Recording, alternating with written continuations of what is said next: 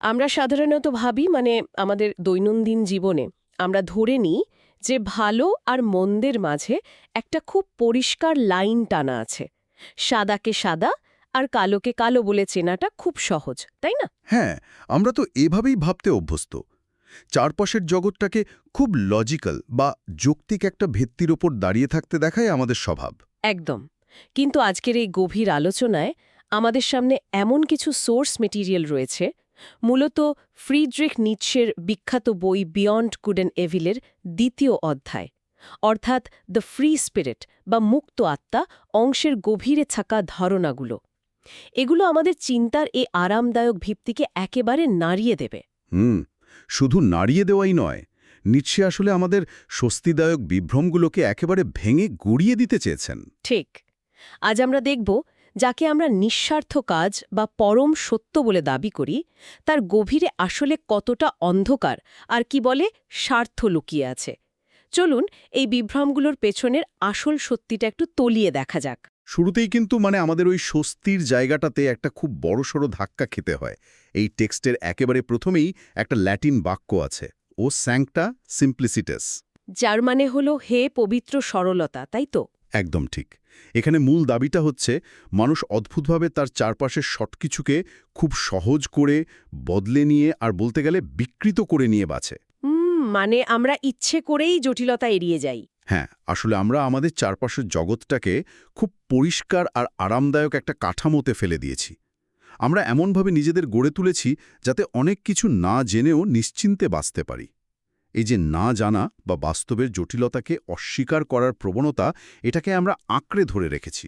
শুধু জীবনকে নির্ভার আর আনন্দময় করার জন্যই? ঠিক তাই। জীবনকে উপভোগ করার জন্য এই সরলীকরণটা খুব জরুরি। এটা শুনে আমার একটা উপমার কথা মনে পড়ছে। ধরুন, আমাদের বাস্তবতার উপলব্ধি কি তাহলে ইন্টারনেটে দেখা ওই হাইলি কম্প্রেসড ছবিগুলোর মতো? হ্যাঁ, দারুণ একটা তুলনা। ঠিক কিভাবে কাজ করে এটা আপনার মতে? একটা বিশাল 4K রেজলিউশনের ছবিতে তো কোটি কোটি পিক্সেল থাকে, কিন্তু আমাদের ব্রেনে সহজে আর দ্রুত লোড করার জন্য আমরা কি বাস্তবের সেই জটিল ডিটেলসগুলো মুছে ফেলি, শুধু ওপরের দিকটা দেখে একটা সহজ ছবি বানিয়ে নিই? হুম, ওই কম্প্রেস ছবির ধারণাটা এখানে একদম খাপে খাপে বসে যায়। আমাদের জ্ঞান আসলে দাঁড়িয়েই আছে এই অজ্ঞ থাকতে চাওয়ার ইচ্ছার উপর। বাস্তবের পুরো 4K ডেটা প্রসেস করতে গেলে মানুষ তো পাগল হয়ে যাবে। হ্যাঁ, তা তো বটেই। ব্রেন হ্যাং করে যাবে। একদম। তাই টিকে থাকার জন্য মস্তিষ্ক জিনিসগুলোকে ছাঁটাই করে।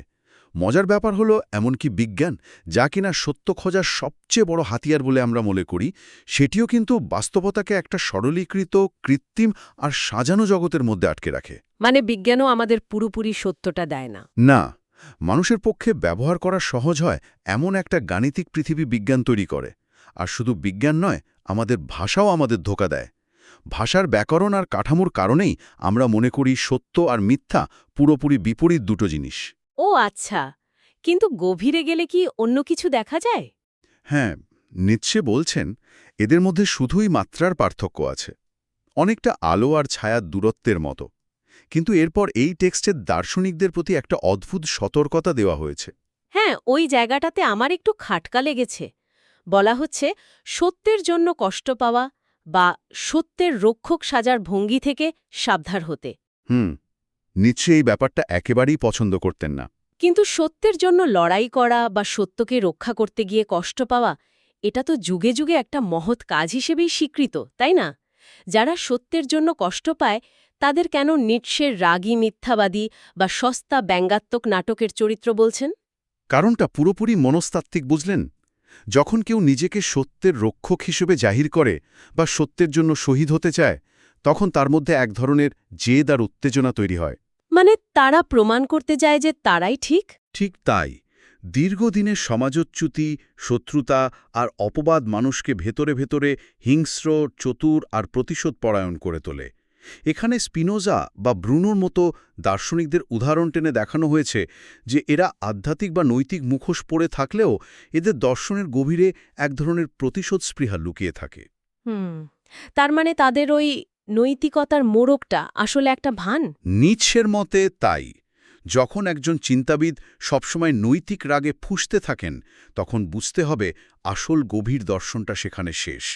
সেটা শুধুই সমাজকে একটা শিক্ষা দেওয়ার সস্তা নাটকে পরিণত হয়েছে। তাহলে সত্যিকারের জ্ঞান পিপাসুদের উপায় কি? যদি ওই রক্ষক সাজা না যায়, সমাজ সংস্কারকের ওই উঁচু বেদিতে না বসা যায়। উপায় হল তথাকথিত ওই উঁচু দুর্গে বসে না থেকে সাধারণ মানুষের ভিড়ে নামা, মানুষের নোংরা ও রুক্ষ সম্পর্কের মধ্যে ঢোকা। এখানে নিচুতলার মানুষ বা তথাকথিত সিনিকদের কথা খুব গুরুত্ব দিয়ে বলা হয়েছে। ওই সিনিকরা কি তাহলে বেশি সৎ? হ্যাঁ, কারণ এই মানুষগুলো নিজেদের নোংরা দিকগুলোকে চিনতে পারে এবং নির্দ্বিধায় স্বীকার করে। রাগ বা নৈতিক ক্ষোভ ছাড়া যারা এই রুক্ষ সত্যগুলো বলতে পারে, তাদের কাছ থেকেই আসল পৃথিবীটা চেনা যায়। মানে যারা নিজেদের সবসময় পবিত্র ভাবে, তারাই সবচেয়ে বড় মিথ্যাবাদী। একদম তাই। এই সরলতা আর নৈতিকতার মোহ থেকে বেরিয়ে আসার পর টেক্সটটা চিন্তার গতি আর অনুবাদের একটা অদ্ভুত জগতের দিকে বাঁক নেয়। এই অংশটা খুব ইন্টারেস্টিং। এখানে একটা দাবি করা হয়েছে যে মানুষের চিন্তার গতি আলাদা। কেউ গঙ্গার স্রোতের মতো প্রবল আর দ্রুত চিন্তা করে, আবার কেউ কচ্ছপের মতো ধীর। এটা তো ভাষার মধ্যেও প্রতিফলিত হয়, তাই না? একদম। এক ভাষা থেকে আরেক ভাষায় সবচেয়ে কঠিন জিনিসটি হলো তার টেম্পো বা গতি অনুবাদ করা। এটা শুধু ভাষার ব্যাকরণ নয়, ওই নির্দিষ্ট জাতির স্বভাব এবং ভেতরে জীবই শক্তির গতির সঙ্গে যুক্ত। জার্মান ভাষার একটা উদাহরণ ছিল না এখানে? হ্যাঁ, জার্মান ভাষা স্বাভাবিকভাবেই ভারী, ধীর আর গম্ভীর। তাই ম্যাকিয়াভেলি বা অ্যারিস্টোফেনিসের মতো লেখকদের যে দুষ্টুমি ভরা, ঝুঁকি নেওয়া, দ্রুতগতির চিন্তা, যাকে এখানে প্রেস্টো বলা হয়েছে, সেটা জার্মান ভাষায় অনুবাদ করা প্রায় অসম্ভব। এটাকে কি আমরা এভাবে ভাবতে পারি যে ভারী জার্মান ভাষায় চটপটে ইতালীয় চিন্তা অনুবাদ করাটা হলো চার্চের একটা বিশাল গম্ভীর অর্গ্যানে খুব দ্রুতগতির জ্যাজ মিউজিক বাজানোর চেষ্টার মতো? আহা, দারুণ বলেছেন, ঠিক ধরেছেন। তবে শুধু বেমানানি নয়, মূল বিষয়টা হলো ওই চার্চের অর্গানের গঠনটাই এমন যে সে ওই দ্রুতগতির নোটগুলো নিতেই পারে না। মানে মূল সুরটাই নষ্ট হয়ে যায়। হ্যাঁ, জার্মান ভাষার নিজস্ব যে একটা গুরুগম্ভীর ওজন আছে, সেটা দিয়ে ম্যাকিয়াভেলি মতো চিন্তাবিদদের সেই চটপটে প্রায় বিপজ্জনক বুদ্ধিমত্তাকে অনুবাদ করলে সেটা তার আসল প্রাণটাই হারিয়ে ফেলে। আর এই দ্রুতগামী মুক্তচিন্তার প্রসঙ্গেই তো প্লেটোর একটা রহস্যময় দিক উঠে আসে, তাই না? ঠিক। প্লেটোর মৃত্যুসজ্জার নিচে নাকি অ্যারিস্টোফোনিসের কৌতুক নাট্যের বই পাওয়া গিয়েছিল। প্রশ্ন তোলা হয়েছে, বাস্তব গ্রিক জীবনকে অপছন্দ করা প্লেটো হয়তো ওই অ্যারিস্টোফোনিসের চঞ্চলতা আর হাস্যরস ছাড়া নিজের সেই ভারী গম্ভীর দর্শন নিয়ে বাঁচতেই পারতেন না। বাপরে! তার মানে চিন্তার স্বাধীনতা শুধু গাম্ভীর্যের মধ্যে থাকে না, তার মধ্যে একটা চঞ্চলতা বা গতিও থাকতে হয়। কিন্তু এই যে স্বাধীন চিন্তা বা মুক্ত আত্মা হওয়ার কথা বলা হচ্ছে, এটাও তো বলা হয়েছে যে এটা সবার জন্য নয়। একেবারেই নয়। এটা নাকি একটা বিপজ্জনক গোলকদাধা। মানুষ নাকি নিজের বিবেকের দানবের, মানে ওই মাইনোটরের হাতেই ধ্বংস হয়ে যেতে পারে। হ্যাঁ, সত্যিকারের স্বাধীনতা ভয়ঙ্কর একটা জিনিস। যদি কেউ শুধু আমার অধিকার আছে বা আমি স্বাধীন হব ভেবে এই পথে নামে, অথচ তার সেই ভার বইবার ক্ষমতা নেই, তাহলে সে হারিয়ে যাবে। বেপরোয়া হয়ে পথ হারাবে। মানুষ যখন এই গোলকধাঁধায় একা হয়ে ধ্বংস হয়, সাধারণ সমাজ তার পতন বুঝতেও পারে না। আর এখান থেকেই এক্সোটেরিক অর্থাৎ নিচ থেকে দেখা এবং এসোটেরিক অর্থাৎ উপর থেকে দেখার পার্থক্যটা টানা হয়েছে। এটাকে একটু বুঝিয়ে বলবেন, নিচ থেকে দেখার ওপর থেকে দেখার এই পার্থক্যটা বাস্তবে কেমন? ধরুন একটা বিশাল পাহাড়। সাধারণ মানুষ পাহাড়ের নিচে সমতলে বাস করে। তারা যখন পাহাড়ের চূড়ায় থাকা কোনো মানুষকে দেখে যে সে খাদের কিনারে দিয়ে হাঁটছে বা অদ্ভুত সব কাজ করছে, তখন নিচ থেকে সেটাকে পাগলামি বা ভুল মনে হয়, তাই তো? একদম, এটাই এক্সোটেরিক ভিউ। কিন্তু চূড়ায় থাকা মানুষটা যে পুরো দিগন্ত দেখতে পাচ্ছে, সে জানে সে কেন এই কাজটা করছে, তার কাছে ওটাই সঠিক। এটাই এসোটেরিক ভিউ। সমতলের মানুষের নৈতিকতা দিয়ে পাহাড়ের চূড়ার মানুষের কাজ বিচার করা যায় না। এই জায়গাটাতেই একটা মারাত্মক কথা বলা হয়েছে, যে বই সবার জন্য লেখা তাতে দুর্গন্ধ থাকে। খুব কড়া কথা। সবার কাছে গ্রহণযোগ্য হওয়ার চেষ্টা করাটা একজন চিন্তাবিদের জন্য আসলে দুর্বলতা কেন হবে? কারণ সাধারণ মানুষের গুণাবলী বা চাহিদা, যেমন ধরুন নিরাপত্তা খোঁজা, নম্রতা, আরাম, এগুলো উচ্চমানের চিন্তার পথে বাধা। যখন কোনো জিনিস সবার কাছে জনপ্রিয় হয়, তখন বুঝতে হবে সেই ধারণাকে সাধারণ স্থিমিত মানসিকতার স্তরে নামিয়ে আনা হয়েছে। মানে ওটা ধার কমে গেছে? ঠিক তাই। তাই সেখানে সেই পঙ্গপালের গন্ধ জড়িয়ে থাকে। স্বাধীন চিন্তাবিদদের জন্য তাই সবার সমর্থন পাওয়াটা কোনো লক্ষ্য হতেই পারে না। আর মজার ব্যাপার হলো এই চিন্তার বিবর্তনের সাথে যৌবনের চরমপন্থার একটা দারুণ সম্পর্ক দেখানো হয়েছে। যৌবনে মানুষের রুচি থাকে একেবারে চরমপন্থী, মানে সব সাদা বা কালো। হ্যাঁ, আর পরে যখন তারা সেই চরমপন্থার বিরুদ্ধে বিদ্রোহ করে, সেটাও নাকি আসলে ওই যৌবনেরই আরেকটা রূপ। তাই নাকি? এটা কিভাবে? কারণ তরুণ বয়সের স্বভাবই হল যে কোনো কিছুকে চূড়ান্তভাবে আঁকড়ে ধরা। দুনিয়াকে তারা সূক্ষ্মভাবে দেখতে পারে না। পরে যখন জীবনের বাস্তবতায় ধাক্কা খেয়ে সে হতাশ হয়, নিজের পুরনো বিশ্বাসের উপর রেগে যায়, নিজেকে প্রবলভাবে সন্দেহ করে। হ্যাঁ, এই সন্দেহ আর বিদ্রোহটাও আসলে সেই অপরিপক্ক যৌবনেরই চরমপন্থার অংশ। পরিপক্কতা বা সূক্ষ্ম দৃষ্টি তখনও আসেনি। তাহলে চিন্তার এই স্তরগুলো পার হয়ে মানুষের কাজের পেছনের আসল তাড়নাটা বুঝতে গেলে আমাদের কোথায় তাকাতে হবে? মানব ইতিহাসে ৩টে পর্যায়ের কথা এখানে আসে। হ্যাঁ, প্রি-মোরাল, মোরাল আর এক্সট্রা মোরাল। প্রি-মোরাল বা প্রাক-নৈতিক যুগ, যেখানে কাজের ফলাফল দেখে বিচার হতো। তারপর মোরাল বা নৈতিক যুগ, যেখানে কাজের উদ্দেশ্য দেখে বিচার শুরু হলো। কিন্তু বলা হচ্ছে আমাদের এখন এক্সট্রা মোরাল বা নৈতিকতার বাইরের যুগে প্রবেশ করতে হবে। এই শিফটগুলো কেন হলো? প্রাকনৈতিক যুগে মানুষ শুধু দেখত কাজটার ফলাফল কি হলো, কারণ তখন টিকে থাকাটাই ছিল মুখ্য। এরপর যখন সমাজ জটিল হল, চার্চ ও ধর্মের প্রভাব বাড়ল, তখন মানুষ বিচার করতে শুরু করল কাজের পেছনের উদ্দেশ্য বা ইন্টেনশন নিয়ে। আচ্ছা, কিন্তু এখানেই আসে এক্সট্রা মরাল বা নৈতিকতার বাইরের যুগের ধারণা। এই দৃষ্টিভঙ্গি অনুযায়ী যে উদ্দেশ্য বা ইন্টেনশন আমরা সচেতনভাবে দেখতে পাই, সেটা শুধুই ওপরের চামড়া। আসল সত্যটা থাকে অবচেতনে বা অনিচ্ছাকৃত দিকে। তার মানে উদ্দেশ্য দিয়ে বিচার করাটা ভুল। নিটশের মতে হ্যাঁ, উদ্দেশ্যের ওপর ভিত্তি করে নৈতিকতা বিচার করাটা একটা পুরনো ভুল ধারণা, যাকে এখন অতিক্রম করা প্রয়োজন। দাঁড়ান, এখানেই আমার একটা প্রবল আপত্তি আছে। বলুন। যখন অন্যের জন্য আত্মত্যাগ বা নিঃস্বার্থভাবে কাউকে সাহায্য করার মতো মিষ্টি নৈতিকতার প্রতি সন্দেহ প্রকাশ করা হচ্ছে, তখন প্রশ্ন জাগে, ধরুন কেউ নিজের জীবনের ঝুঁকি নিয়ে একটা ডুবন্ত বাচ্চাকে বাঁচালো। এখানে তো তার নিজের কোনো লাভ নেই। এখানেও কি আমাদের সন্দেহ করা উচিত? নিটশে কি সব ভালো কাজের মধ্যেই স্বার্থপরতা খুঁজছেন? খুব দারুণ একটা চ্যালেঞ্জ ছুড়েছেন। আপাত দৃষ্টিতে এটা সম্পূর্ণ নিঃস্বার্থ মনে হলেও এই দর্শনের লেন্স দিয়ে দেখলে ওই মানুষটি আসলে নিজের ভেতরের একটা প্রবল শক্তির প্রকাশ ঘটাচ্ছে। শক্তির প্রকাশ? হ্যাঁ, এই পুরো বস্তুজগৎ এবং মানুষের প্রবৃত্তিকে এখানে একটাই মূল ইচ্ছার ভিত্তিতে ব্যাখ্যা করা হয়েছে, আর সেটা হলো উইল টু পাওয়ার বা ক্ষমতার ইচ্ছা। কিন্তু ওই ডুবন্ত বাচ্চাকে বাঁচানোর মধ্যে ক্ষমতার ইচ্ছা কিভাবে কাজ করছে?